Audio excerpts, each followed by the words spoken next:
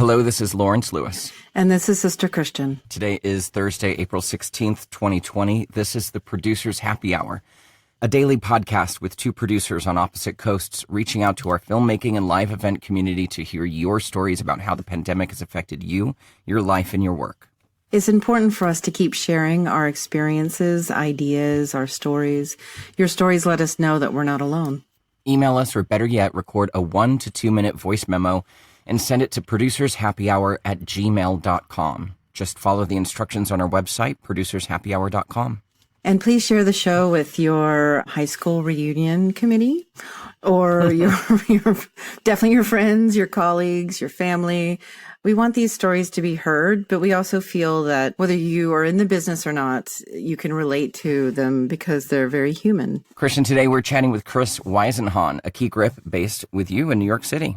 Yeah, I mean, Chris is a good guy. He's pretty honest. I would like to hear his take on what's going on. I also know that he's been feeling a few symptoms, so... Oh, wow. I know, heart goes out to him and his family, but he'll so I think he wants to talk about that a little bit too, so we'll see what's up. And it's our first key grip on the show, which is exciting. I know. Kind of takes us back to our original concept was interviewing everybody on a film set to talk about how they're supported in their role. So, of course, things have changed. Still great to talk to all members of the crew to get their viewpoint on what's happening during this pandemic. Yes. So, Lawrence, how are you doing today? Oh, I'm really out of sorts today. So what's going on? What happened? What's up? Well, I mean, just everything. And this all ties into everything I've put here for our little news update section. I see that. But I think the main it's full, guys. Just so you know, it's full. Very full. so I feel like you've been doing a lot of research. A lot has happened. So go on. So the main thing is I woke up this morning to the news that the $350 billion Paycheck Protection Program is out of money. Out of money. Completely done. It's done. Mm-hmm. And so, as we know, on yesterday's podcast, we found out that the $10,000 CARE Act was changed, and now it's only $1,000 per employee at your company. So for a company like mine, that's one employee, that's me. Like a company like Christian, one employee, that's her. So we get $1,000 to make it through however long we're going to be out of work. Mm-hmm. So yesterday, Christian, you and I were talking offline about the Paycheck Protection Program and shifting over to that because we're technically on our own payroll, right? So I'm on the payroll of my own company. Mm-hmm. So at least I could file for 2.5 times my monthly payroll cost, which would be great. So I woke up this morning and that was my task today, was to file for that, and that's now defunded. Yes, and so there's hope that Steve Mnuchin has gone to Congress to fund it. So they've been in talks. He's been in talks with Nancy Pelosi and Mitch McConnell. And so hopefully that will come about. But I think that more protections we're trying to protect the money as well. And it's getting hung up with, bureaucracy, let's call it. Exactly. Mm-hmm. Yeah. So the Washington Post said, overwhelmed by demand from the moment it launched April 3rd, the program is now essentially run dry as small businesses around the nation beg for relief. The program is aimed at helping businesses with under 500 workers and keeping people employed by extending loans that are forgivable if businesses keep workers on payroll. And now Congress can't seem to agree on what's next. The White House has asked for another $250 billion that would only go for small businesses. Democrats want more money and to include hospitals, cities, state government, plus food stamp recipients. Mm-hmm. And they're, like you said, they're expected to meet with Mnuchin today. Right. And the hospitals, city and state governments, food stamps, all of that was left out of 3 and put aside to go into 4. So this isn't an off-base ask. No. It's not. But I do feel that it's getting politicized right now. So, I mean, what isn't being politicized right now? It just feels almost even more polarized than it has been up until this date. All that, and then on top, another 6 million people this morning filed for unemployment this week. Yes. So now we're up to 22 million, which is more than the Great Depression. And we've lost all of the job gains since the Great Recession in 2008. So to answer my question. So to answer your question, I'm not doing really well today. I'm really annoyed. I'm really frustrated. Yeah. And then we're having Dropbox problems with our editor. Now Dropbox is trying to charge us more money. It's been a morning. It sounds like it's been a morning. I mean, it's 12:30 for me, and to have had all this happen by 9:30 for you is I'm doing great. Good. Well, we get the kittens today. You got cats? No, not yet. I mean, we're getting them today. So coming. after this, Okay. then kittens are gonna show up. So very exciting about that. Yeah, lovely. Very exciting. And I did see all the news on this, and it just keeps. It just feels like the ground keeps shifting from under us. Mm-hmm. Like you and I were kind of felt like we were in an okay place. Maybe not great, but it was an okay place with, what we thought was coming down the pipe. Now what's coming down the pipe has morphed into something much less and much smaller. Yeah. And now it's back to anxiety central. My friend Dustin Lancaster, who owns a bunch of restaurants in the Los Feliz Silver Lake area and also in Highland Park, bunch of establishments that that we've been to. Covell, one of them. Nice. He posted a graphic on Instagram that compares the airline industry with the restaurant industry. Right. The small restaurant industry. Independent restaurant employees are approximately 11 million people. Airline employees, 750,000.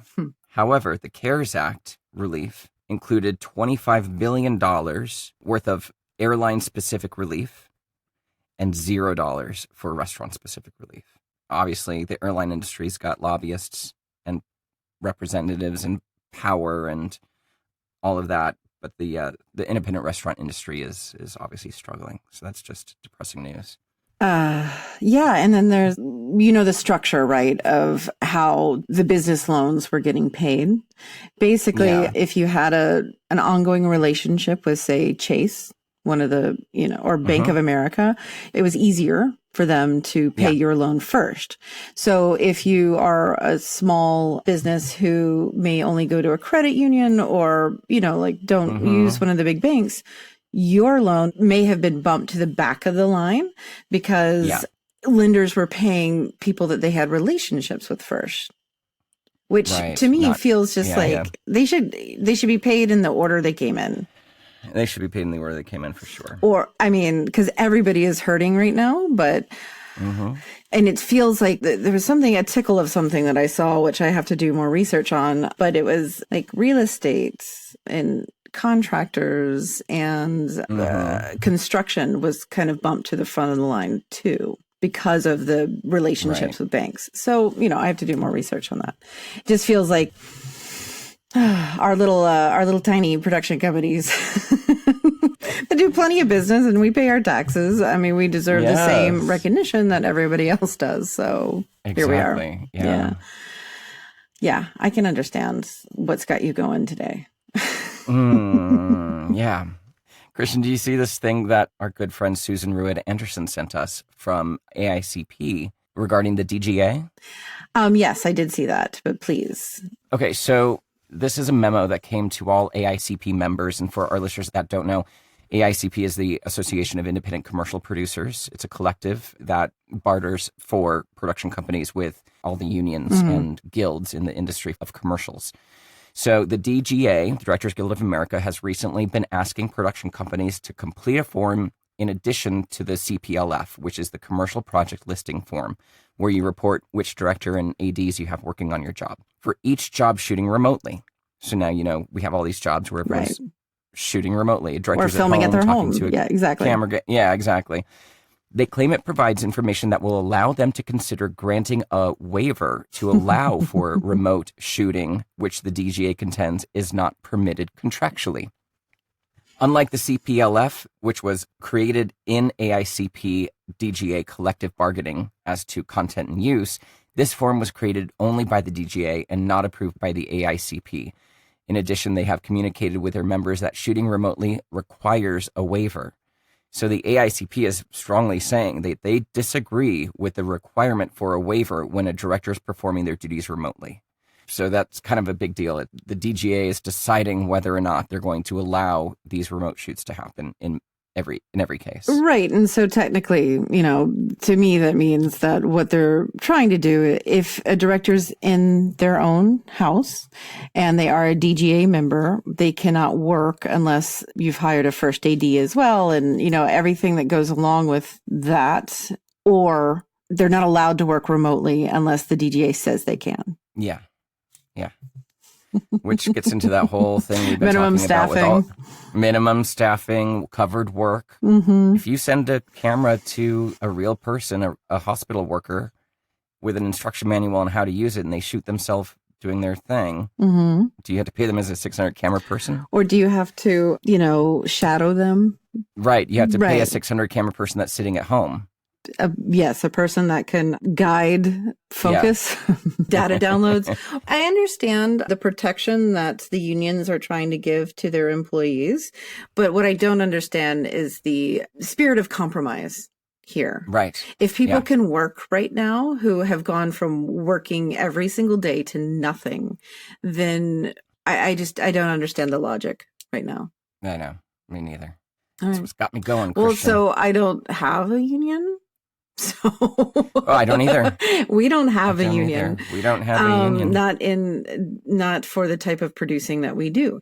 So it's always been the guild, Mhm. the Producers Guild, just to be clear, does not recognize commercial work as countable towards membership. Right. So we're not Producers Guild either. Yeah, exactly. And so even though we're highly qualified individuals who who know how to do this work, we do not qualify, which, okay, fine. We don't have a union backing to protect us, but we're required in our positions to understand and know all of the union rules with the people that we work with, right? So I've always looked at them as a guideline or a structure. That way, things are done properly and everybody has a certain, mindset and set of rules to conduct their filming by, right? Mm-hmm, mm-hmm. This is where I differ with, I think that people should be able to do what they can right now. Just give a 6-month waiver to everybody. Yeah. Just give a blanket Absolutely. waiver. Like, why do you have to go through this? Because it looks like what job by job. Yeah, it looks like what the DGA is doing is tracking, which in addition would be for their dues and, member working, I guess. I think we should have somebody from the DGA on. I know. So, hey, anybody out there? We've reached out. We've definitely reached out. So if anybody has any juice, try again. send them our way. So one more thing, and I know you've got one thing too, but there was this letter that was circulated from the State of California Labor and Workforce Development Agency. Yes. Talking about their collaboration with the EDD, which is the Employment Development Department, the agency that handles unemployment insurance, talking about how they're ramping up, how they're staffing so they can be working 24 hours a day to process everyone's unemployment claim. It sounds very promising that they're very focused in getting that system working. On the sideline, this letter states that the CARES Act also created a special program for this crisis called the Pandemic Unemployment Assistance, or PUA. So you're going to start hearing a lot about that, PUA. PU. The PUA provides federally funded benefits distinct from the UI program, the unemployment insurance program, for certain individuals out of work or partially unemployed due to the COVID-19 crisis, including the self-employed, individuals who lack sufficient work history, and independent contractors. Federal guidelines on how to administer PUA came out on April 5th and include gig workers as an example of those eligible for PUA. So every day since then, they've been working on making sure that they get Californians who are entitled to relief under PUA and that they have a way to do it reliably. So they're setting up a whole system to do it. They don't want applications that just sit in a queue while they don't have a system built to deliver the money. So they're coming up with a whole way of doing this, and it sounds very smart. And hopefully that will come through. So keep your eye on the PUA, the Pandemic Unemployment Assistance. I think that's California only, but I wanted to make sure people knew about that. Awesome. Again, commending California for having your shit together out there. I know. It's quite proud of this state right now. Yeah. I mean, it's happening. It's the place to be. Yeah. So came across an article that the CEO of BBDO addresses layoffs because it appears that, BBDO has implemented a significant number of layoffs, salary slashes, and furloughs. Yeah. Basically. And I'm sure that's going to be rippling through the ad agency world. I mean, I think so. Like wildfire. Exactly. Because, BBDO has multiple offices. So it is believed that BBDO's North America presence lost a swath of high-level talent. Exact numbers are not clear at this stage. However, the New York office laid off somewhere near the high double digits, no more than 100, some people say. But in the end, I understand that they're laying off because there's not, no advertising going on. Nothing. Yeah. This could, I understand that it's affecting our industry for sure. And we're going to be ready when things start to ramp back up. I just wonder what this means for commercials or content or branded anything. All of it. Yeah. Yeah. Well, I know. Well, that was a lot of news. That was a lot of news. Mm-hmm. Sorry for being such downers, guys. Well, I do think that we got into this structured, we're doing this every day, and week 4, okay, we got this, whatever. And then bam, bam, it's like a 1-2 punch of information that's happened the last 2 days.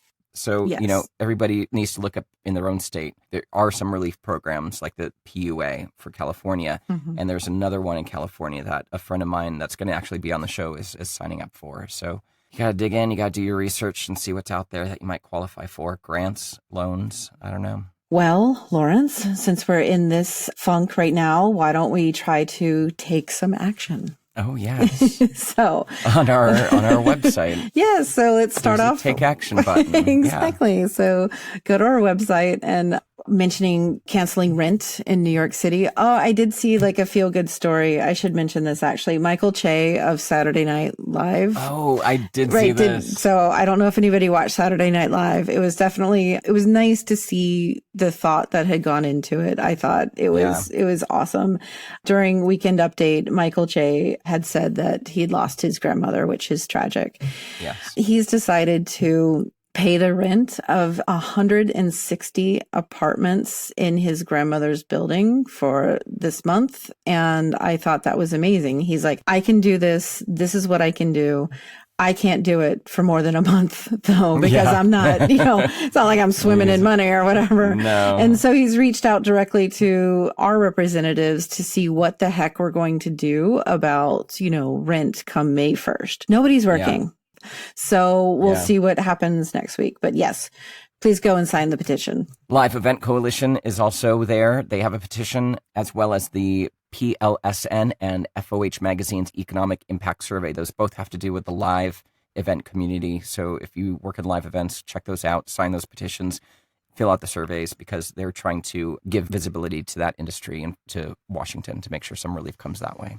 Here's the deal. They need people to donate blood because blood banks are on their last packs right now. However, they're also looking for donors who have had the virus to get the antibodies. So if you feel like you've had some symptoms, please get out there and donate some blood. A, you may find out whether you had it or not and whether you have antibodies.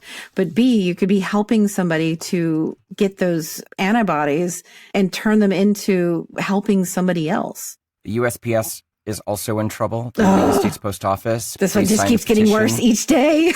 I know, to make sure that they're protected, because that is our lifeline to each other in a affordable, easy way.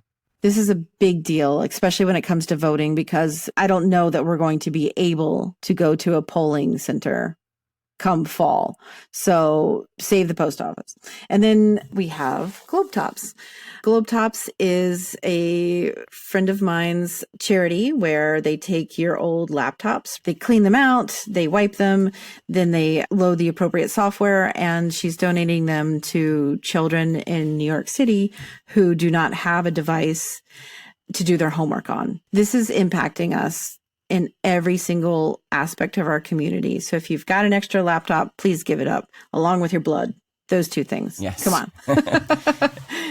And of course, we have the IADA Filmmaker's Guide to Applying for U.S. Coronavirus Relief. I don't know how much any of that is worth anymore because the PPP is out of money. We're going to leave that up there because there's good information up there and it answers a lot of questions, and maybe they might come back online with more fun. So we'll find out. It's definitely good information. And I do think that they have to. They have to. I mean, this money was a drop in the bucket, and not everybody got the help that was promised. So they have to do more. So hopefully. We'll see.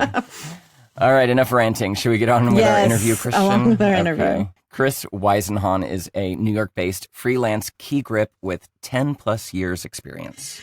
Chris has worked on numerous commercials and music videos, as well as movies and TV shows. He's the master of the dolly and can rig damn near anything. He's one of the hardest working dudes I know.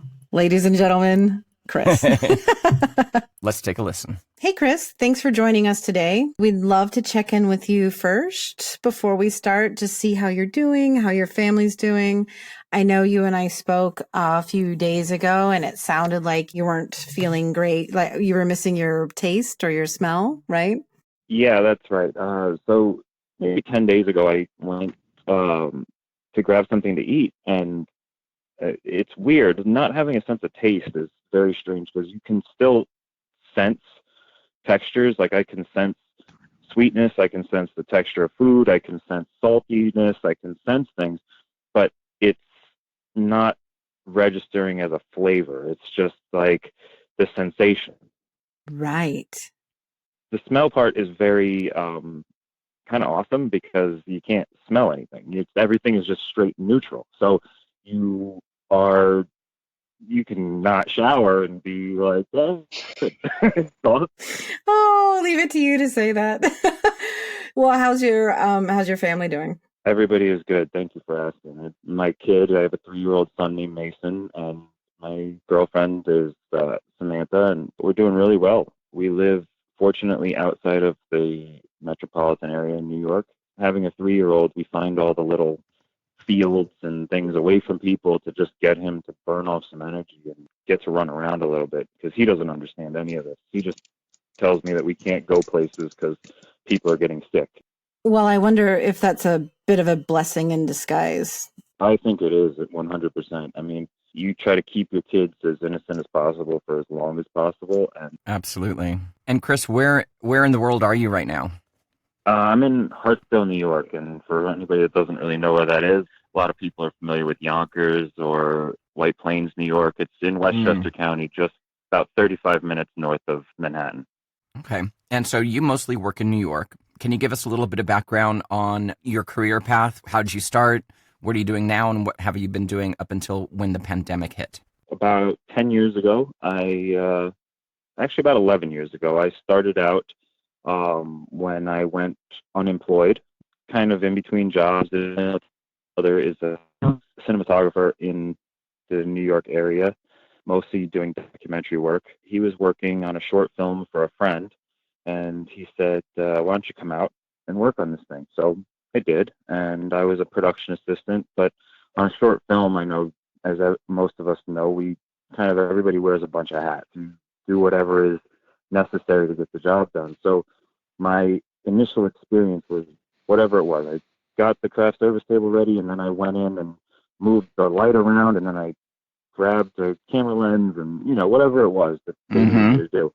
And I loved it. It was fantastic. I really fell in love with it at that point. And I went from this kind of guerrilla operation into this very structured militant operation where we were on a commercial and everybody had a specific job. So I was trying to do all these other things like I had done on the first job that I worked on, and just really pissed a lot of people off. And, without question. I still knew that there was somewhere in between that I could land that I wanted to do. So a really nice man named Steve, he said, hey, man, you're just terrible at this. You're strong and could probably do some good in the electrician world. I said, okay, cool. What does that entail? He said, well, if you give me your time, I'll give you my knowledge. And so I went to his house a few times. He broke down the basics of being an electrician to me. He had me intern for a little bit. And I started off down that path. While I was doing that, I got called to be a truck driver swing on a very low budget film. I took that job, and when I got there, the electricians were just not nice at all. They did not want any part of me. They were like, hey, this is our stuff. But the grips, they were like, man, you want to carry this stuff up these stairs? And I was like, sure. And they just pulled me in and kind of didn't look back from there. Now I am a key grip in New York City on commercials.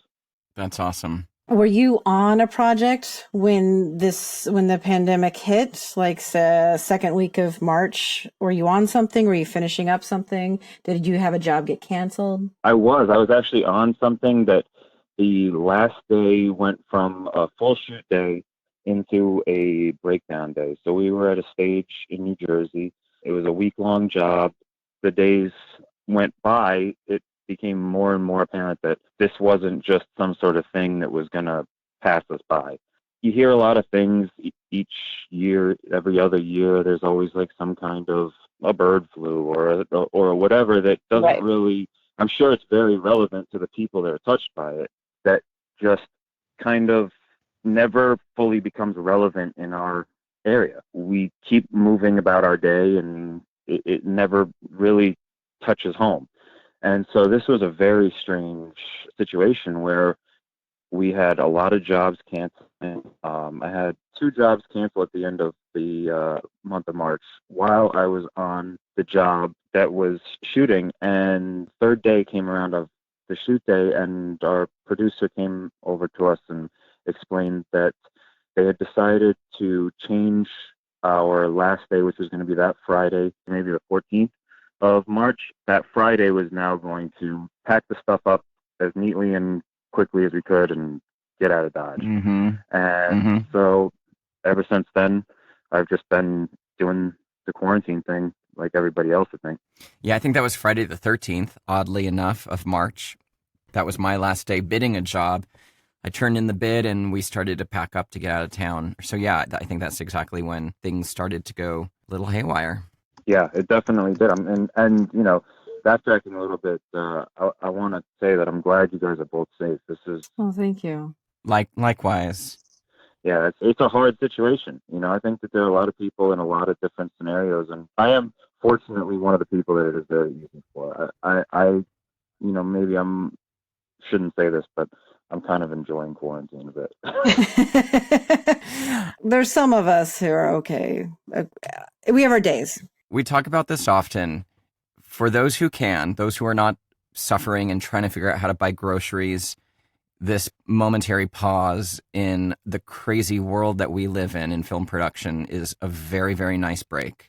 It gives you time to be with your kid, which is a lovely thing to have. So it's great to see the blessings in that, right? While we acknowledge at the same time that this is really, really challenging for people who aren't able to make ends meet right now. So, but I want to ask you, so, you know, being a key grip, you've got a crew of guys under you that you look out for, right? You protect. Have you been talking to them? Are you chatting with them and kind of talking about what's happening? Tell us about that. 100%. I mean, anybody that knows me, I'm not the easiest person to work for, or however you want to word it. But my team that I work with all the time is a handful of guys. They definitely, there's no doubt about it that they know that I love them to death. I do reach out to them. I have a bunch of people that I've been trying to keep in touch with, you know, some people that, especially people that kind of live on their own, because I know that this is hitting those people harder than anybody else.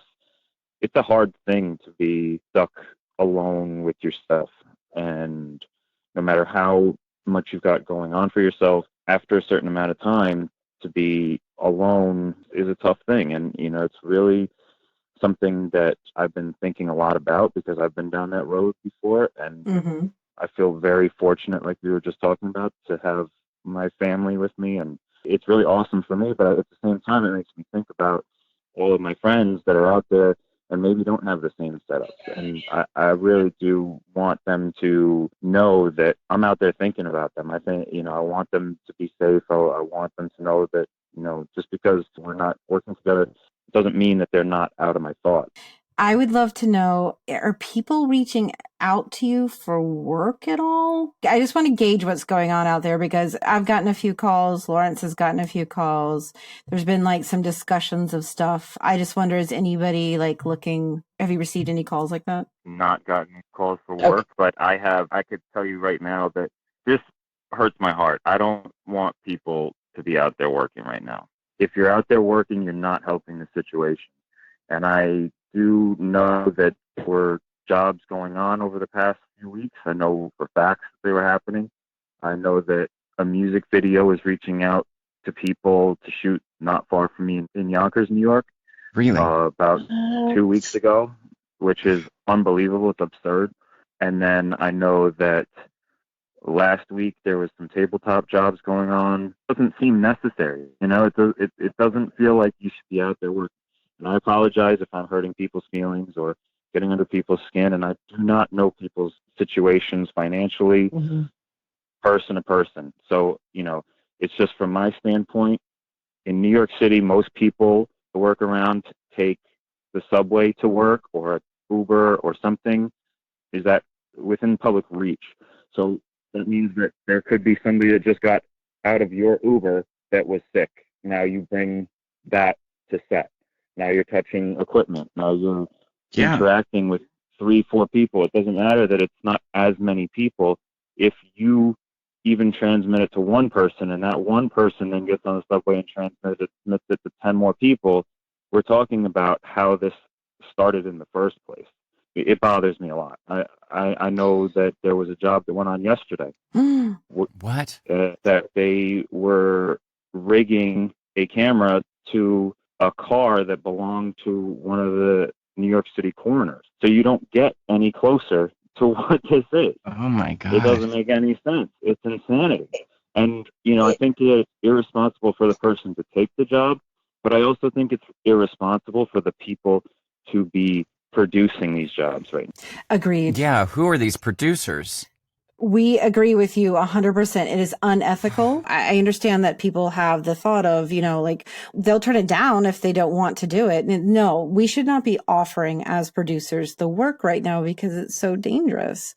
I couldn't imagine asking somebody to do something or somebody doing something because of the relationship that I have with them, or somebody doing something because they need the money, all of those things, and then them getting sick. Like, it's just nuts. It's just nuts. It's irresponsible and it should not be happening. Absolutely. I'm sure you're not getting called because they would know that you say no. Yeah, I'm certainly a pain in the ass. I know. I love it. No, you do it right. But it's true. I mean, the obscenities that would come out of my mouth if somebody offered me to rig a car to the coroner's vehicle would be ridiculous. What could you possibly gain from it? If you want to do that, you know what? Watch a YouTube video and do it yourself.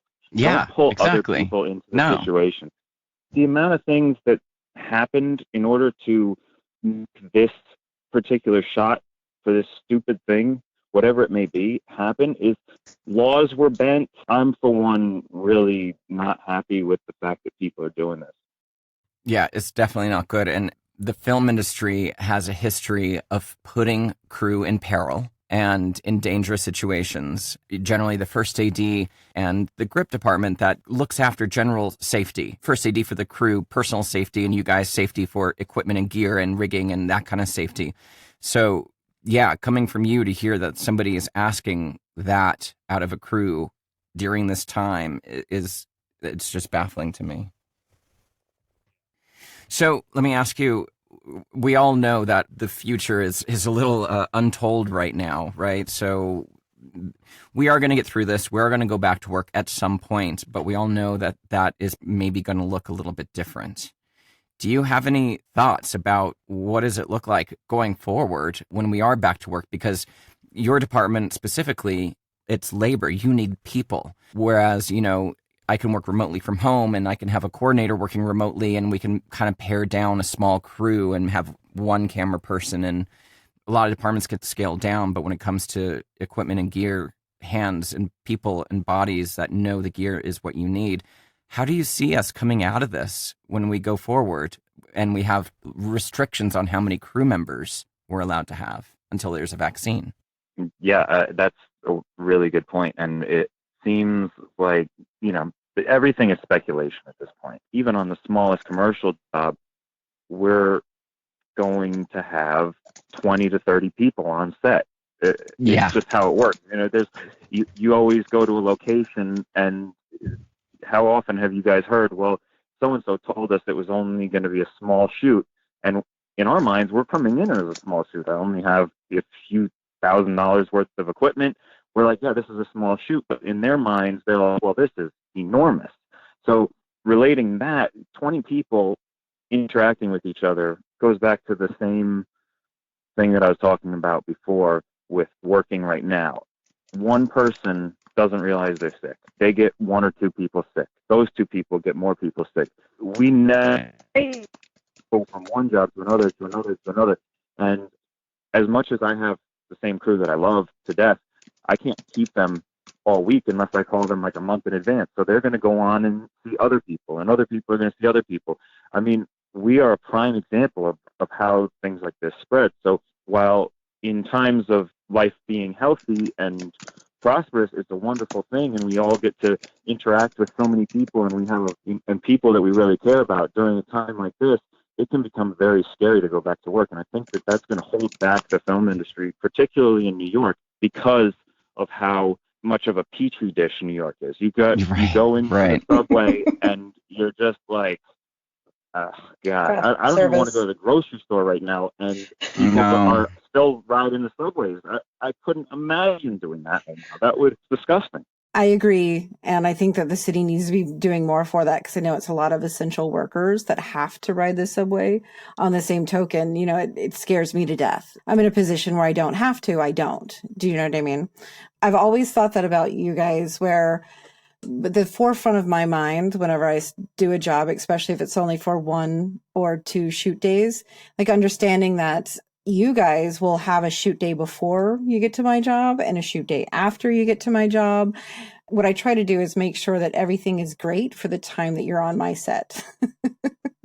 Because I know the hours you guys work. Yeah, sorry to interrupt you, but I want everybody out there that doesn't know Sister Christian to understand something right now. This is not a Sister Christian commercial. Stop it. No, we turned it into one. The way that you care about us, Sister Christian, you are 100% wonderful.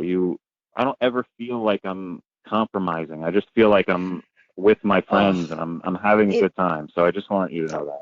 Now that makes me feel good, because you may leave our sets at midnight and have to get up at 6 a.m. to go to another job because you work on a daily basis. You don't get turnaround. The least that I feel the production should do is at least take that into consideration whenever they're lining up their days. I know it's hard sometimes because, you know, there are parameters on jobs or some piece of gear goes down. Like there are many things that cause productions to go long, but to plan a production to go long always just, you know, something I avoid on jobs. So last question, and then we'll let you go.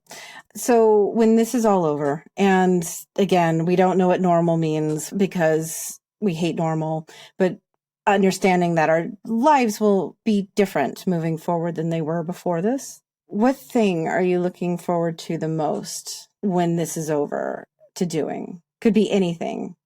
This thing has really shown me that the people that are important to you, you really need to let them know that they're important to you. I'm just looking forward to that first day back with all these guys work so well with, and I just want to do one of those.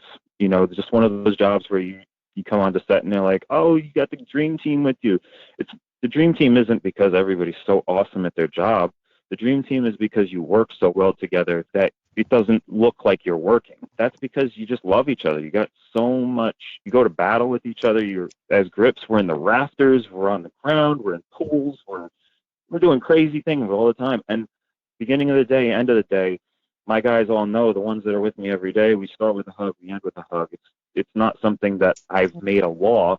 It's just that we all come up to each other, beginning of the day hug, as sappy and as stupid and as rehearsed as it sounds or whatever. That's really what I'm looking forward to, you know, just seeing everybody again and interacting. Interaction is really what I'm missing. I love my family, and I am not sad at where I am, but I really do want to see them again, and I'm really excited for that day. And I hope that it's not with masks and gloves on, even though it probably will be for a while. But like, I really do hope that this brings people closer together.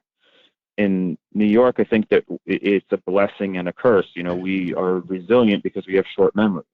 With this, I want us to get really emotional about it, and we don't have to hold on to those emotions, but we do really have to take the lessons from it.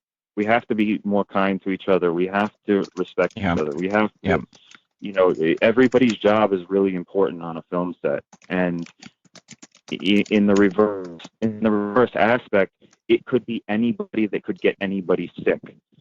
So anybody could tear down the job, which means that if anybody can tear down a job, it means that anybody can be a crucial piece to that job. So Right. we really do have to give respect to everybody that's out there. And I know there have been people that feel like they've been disrespected by me. I know that I feel that I've been disrespected by people. I think that if everything else is regenerating, I think we just regenerate that too. Let things that have happened in the past go. Come into every job expecting the best. Treat it like it's going to be the best. Let's start at 100 again and see what kind of grade we can end up with as the years tick past. But we're going to all come back with bad attitudes or whatever it may be. What's the point? We got to reflect, go back and I'm going back in those days that even if it felt like I was right, the days that make me cringe about myself, I'm pulling out the lessons, we all got them. You're lying to yourself if you don't. There are days that you just sit there and you're like, ugh, I hate myself for doing that. You don't mean you hate yourself, but you're just like, you're embarrassed about the way you reacted or you did whatever. Even in the moment you felt you're right. But those are the things that I'm reflecting on. And there's nothing like, right now I got nothing but time. Nothing but time. So I feel like on a film crew, there are two families on the crew. One is our department and one is Grip Electric. I know those are two separate families, so maybe there's three, but I feel like you guys look out for each other and you're tight and you come in and you're experts and you know the job and you stand up for what you believe is right. And hats off to you. Like everything you said today resonates with me so much. And it's such a weird time. And to hear your thoughts on this, it's really heartwarming. Thanks, Chris. I mean, Chris is great, man. I enjoy working with him because of his honesty, but also, I'm sure you can tell he works very hard. Yes, of course. Yeah. But he also speaks his mind. That's the thing. It's, he speaks his mind, but when people speak their mind and they stand up for themselves in the crew, that whole package, when that comes with, they rock it out. They do the work. They work hard. You can't do anything but respect it. I know there are producers out there that probably fight it and want to push back on it. And it's just so wrong. It's like those people. Or think he's difficult to work with. Or think he's difficult to work with. No, he's telling you what he needs to do his job. Listen to him. Maybe it comes off bristly. Maybe it comes off the wrong way. Maybe you don't like the way he talks to you. He's helping you do a good job. You guide the job. Exactly. Yeah. And to hear the fact that somebody's out there shooting or trying to rig shit to a coroner's car. Oh my God. I'm like, what? Yeah, that's insane. He did have a few gems there. Like, we have to learn the lessons. We do. And I like that. That's really good. Like looking back on what, maybe revisiting some difficult jobs and trying to understand better, if there was anything you could do. Or Absolutely. How you will do it in the future if it comes up again. That's a great thing to think about. It is.